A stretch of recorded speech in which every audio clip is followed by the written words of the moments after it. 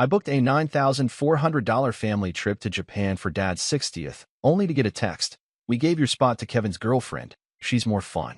I replied, got it. That night, I canceled the entire trip, flights, hotel, everything. When they returned, the locks were changed, the rent had tripled, and their cards declined at the coffee shop. That was just the beginning. I stared at the message on my phone, the blinking dots taunting me as if there was more cruelty waiting just below. It was from my mother. Simple, casual, like she hadn't just thrown 3 months of planning and $9,400 of my money in the trash. We gave your spot to Kevin's girlfriend. She's more fun. No apology. No explanation. Just a smirking slap in digital ink. My reply was just as short. Got it. And then I did what no one expected. I canceled the entire trip, flights, hotel, everything. Non-refundable? Didn't care. I'd booked it. I'd kill it. And that night, I changed the locks to the family house. It was in my name anyway. They'd been living there rent-free for the last 5 years, laughing behind my back. It was finally my turn to laugh. But let's rewind. Let me tell you how I got to the point where I could destroy a family vacation, triple the rent on my parents, and cut off my golden boy brother like a tumor I should have removed years ago. It started with one stupid idea, to be the good son. My dad was turning 60, a milestone. And I thought, what better way to celebrate than a family trip to Japan? He'd always talked about seeing Kyoto's cherry blossoms before his knees gave out, and my mom adored sushi like it was religion. Kevin, my younger brother, said he dreamed of eating real ramen, not the cheap college stuff. So I did the thing everyone said I shouldn't. I paid for it all. $9,400. Flights, hotels, bullet train passes, even restaurant reservations. I coordinated the itinerary between my work deadlines. Spent weekends calculating hotel proximity to shrines and shops, comparing ticket prices. I even upgraded their flights to premium economy. I didn't care about luxury for myself. I booked myself a budget seat and a small room in Osaka, because I thought this was what love looked like. But Kevin always finds a way to remind me who I am in this family. Not the favorite, not the fun one, just the guy who pays. So when I saw the text, we gave your spot to Kevin's girlfriend. She's more fun. It wasn't shock I felt. It was clarity. And clarity is dangerous in the hands of someone who's been used for too long. They always thought I'd stay quiet, until I didn't. It started with guilt. That's how they hook you, not with love, not even with obligation. Just guilt. My parents had never asked me to pay for things directly. No, they preferred subtle tactics. Kevin's doing his best, but it's so hard for young people these days. You're lucky to have a stable job, not everyone can say that. Your father and I are proud of you, you know. We just wish Kevin had your drive. At first, I paid because I wanted to. Kevin was my younger brother. I figured helping him finish college was the right thing to do. I covered his tuition, his books, even bought him a laptop when his old one mysteriously broke 2 weeks before finals. But help became expectation fast. 3 months after his graduation, he hadn't even applied for a job. Still figuring things out, he said, playing FIFA on the couch all day. I'd come home from a 12-hour shift to find him eating takeout with his feet on my coffee table, food I paid for in a house I owned. And Mom would say, he just needs some time. Don't pressure him. Dad? He wouldn't even look up from his iPad. Let the boy breathe, he'd mutter, as if I were the problem. It got worse when Kevin got a girlfriend. Madison Mads, as she insisted I call her, moved in 2 months after they started dating. No rent, of course. No discussion. Just suddenly, there. She took over my kitchen, my Netflix, my Wi-Fi. One night, I found her trying on my dress shoes for a TikTok video. I'm doing a character, she said with a wink. Don't be weird. Kevin laughed. Dude, relax. She's funny. Funny. That word would haunt me. Still, I stayed silent. I kept paying. Because family. Because what would Dad say if we fought? Because you make more than enough. When Kevin lost the job I helped him get, showing up late 3 times in his first week, I covered his car payments so his credit wouldn't tank. When Madison totaled her old sedan, I co-signed a used Mazda in my name. Stupid, I know. And when they surprised us all by saying they wanted to come on Dad's birthday trip, I didn't blink. I adjusted the plans, added more rooms, rebooked hotels. I even shifted my own PTO around to make it happen. And what did I get in return? We gave your spot to Kevin's girlfriend. She's more fun. That wasn't just an insult, it was a revelation. Because that one sentence confirmed what I'd always suspected. In my family's eyes, I wasn't fun, or loved, or even respected. I was useful. A wallet with a heartbeat. And the worst part? I'd let it happen. But they weren't done. Not even close. The morning after they landed in Tokyo, I got a text from Kevin. Yo, can you wire us some spending money?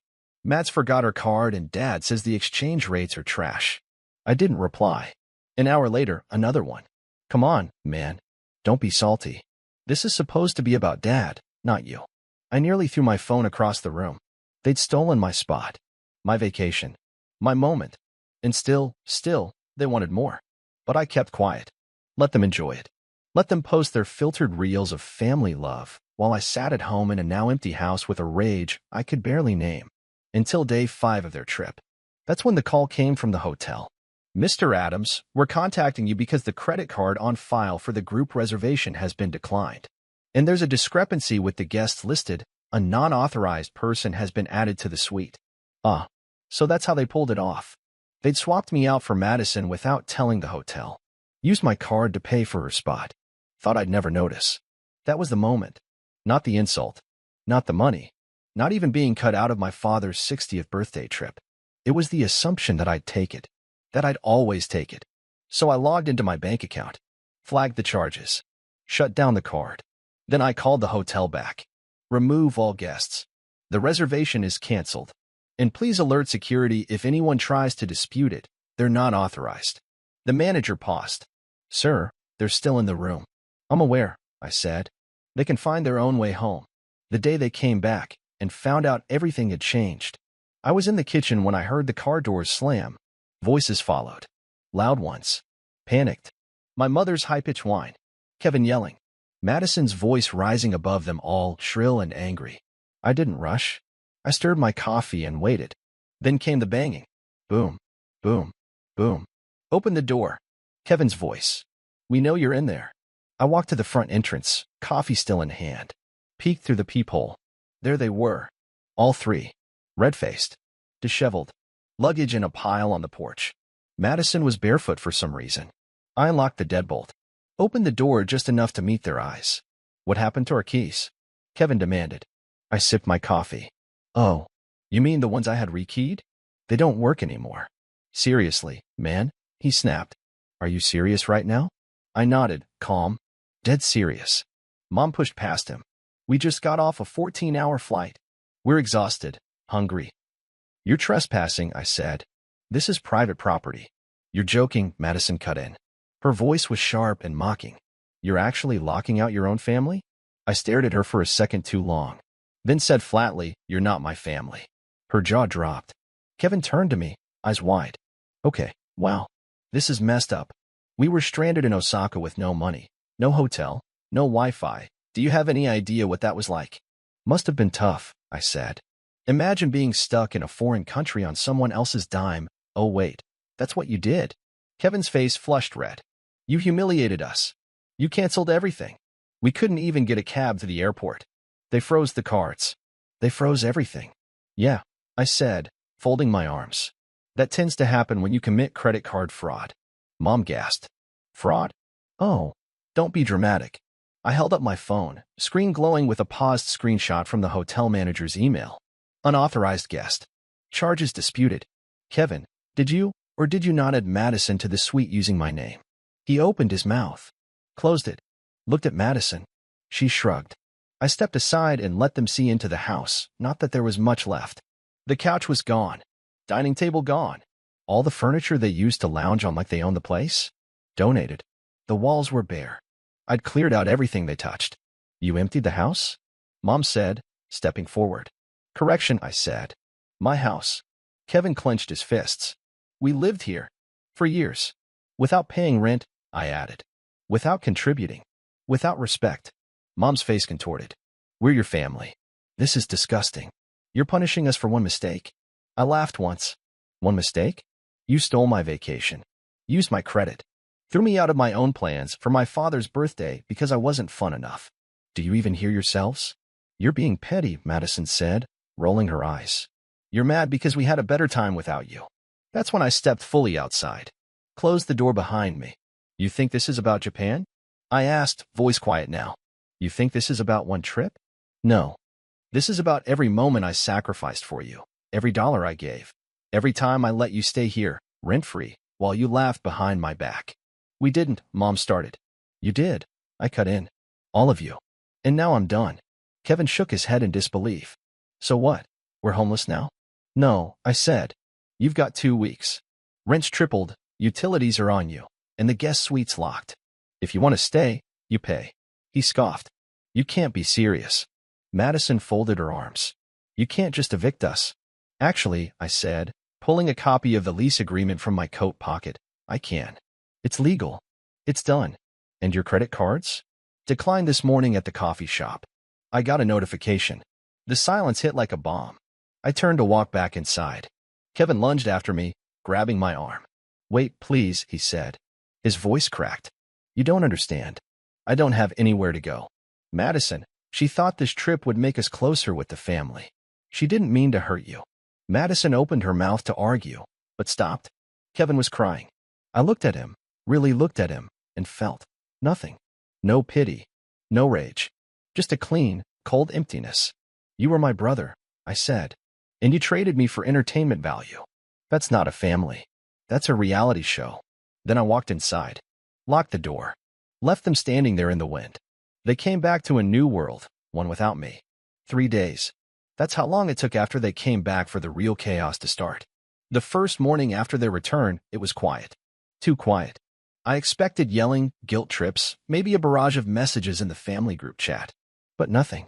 I had breakfast alone, coffee, a croissant, and a strange, satisfying sense of peace. It was a silence I hadn't felt in years. Not the kind you hear, the kind you carry inside you. But by day 4, my phone finally lit up. Can we talk? Mom, I'm sorry about what happened. We all made mistakes. Please don't do this to your father. I didn't respond. Not because I didn't have anything to say, I just didn't owe them an explanation anymore. For the first time in my life, I felt no obligation to justify myself to people who never really listened.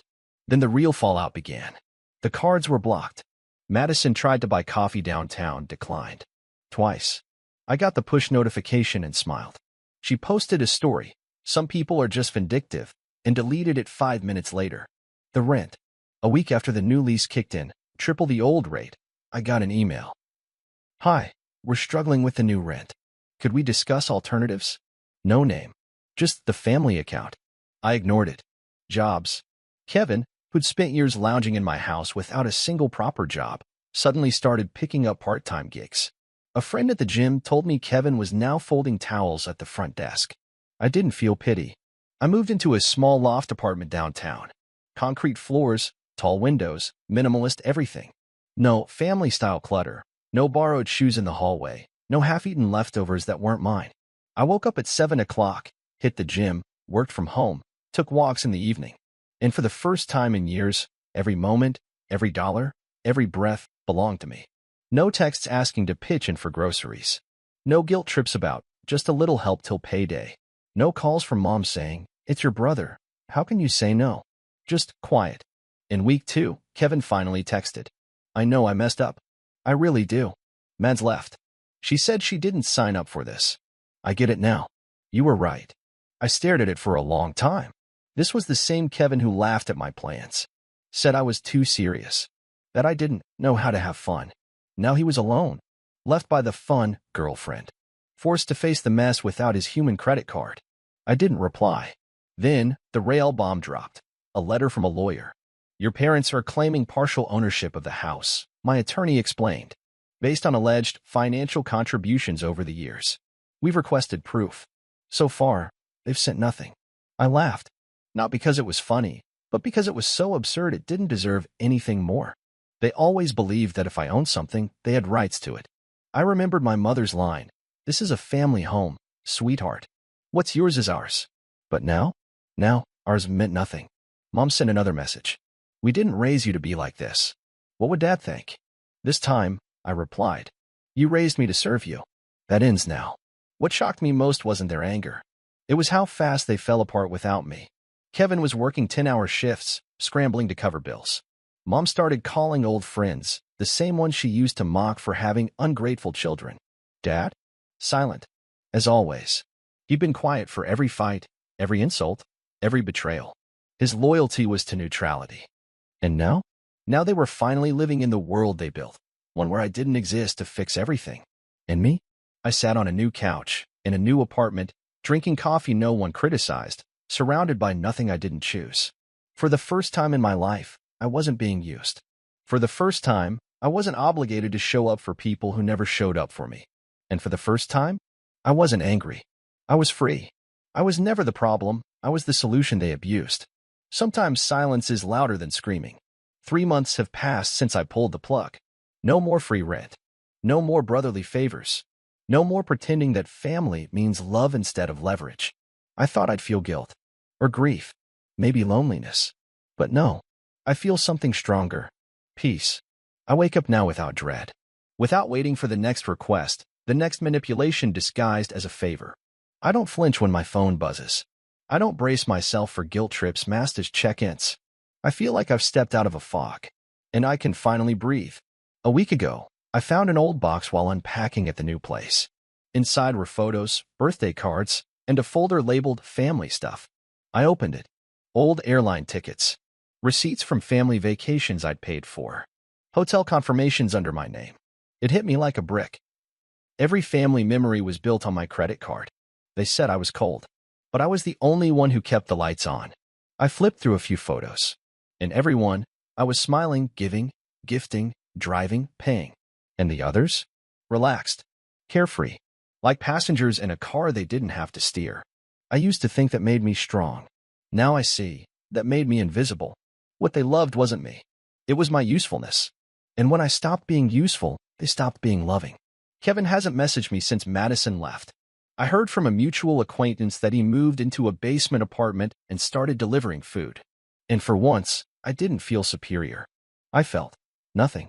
Because now, his life is his responsibility, not mine. Madison scrubbed her social media clean, deleted our old photos, unfollowed the entire family. Her fun ran out when the free lifestyle did. Mom? She sent one final text. We didn't raise you to be like this. We miss who you used to be. And I answered. You miss the version of me who never said no. He's gone. Dad stayed silent. Of course he did. He always did. Years of watching things fall apart while sipping his coffee in silence. He never yelled. Never hit. He just watched. And honestly, that was worse. It made his complicity polite, but lethal. I stopped expecting closure from them. So I gave it to myself. I sat alone one night, no TV, no phone, just me and a glass of wine, watching the lights outside flicker on in other apartments. For the first time in years, the quiet didn't feel empty. It felt earned. That night, I wrote something on a sticky note and stuck it on my mirror. I owe no one more than I owe myself. And every morning since, I've read it like a prayer. Funny thing, the people who once drained me now call me distant. They say I changed. You bet I did. I used to be the bridge they walked on. Now I'm the ocean they can't cross. A few days ago, Kevin's ex, Lisa, sent me a message. We barely spoke back when they were together. But she'd always been kind. Quiet. You were the only one who saw through it. The way they treated you, it was wrong. I'm glad you left. You saved yourself. It hit me harder than it should have. Because I'd started to believe that maybe I was the problem. Lisa reminded me I wasn't crazy. I was just the first to wake up. I used to think walking away was selfish. Now I know. It's self-preservation. They taught me that love comes with sacrifice. But never their sacrifice, only mine. They called me cruel. I call it clarity. They called me heartless. I call it healing. They called me selfish. But only after I stopped being theirs. And now, the best part? I don't hate them. I don't wish them pain. I just don't owe them anything anymore. And that freedom? It's like breathing for the first time. Next week, I'm flying to Iceland. Solo trip. I've always wanted to see the Northern Lights. Never went. Because there was always someone else's emergency. Someone else's drama. Someone else's vacation at my expense. But not anymore. This time, I'll go for me. And when I'm standing under that glowing sky in the freezing air, thousands of miles from everything I used to carry, I'll finally say it out loud. I am not your safety net. I am not your plan B. I am not your bank, your backup, or your fool. I am me. And for the first time in my life. That's enough.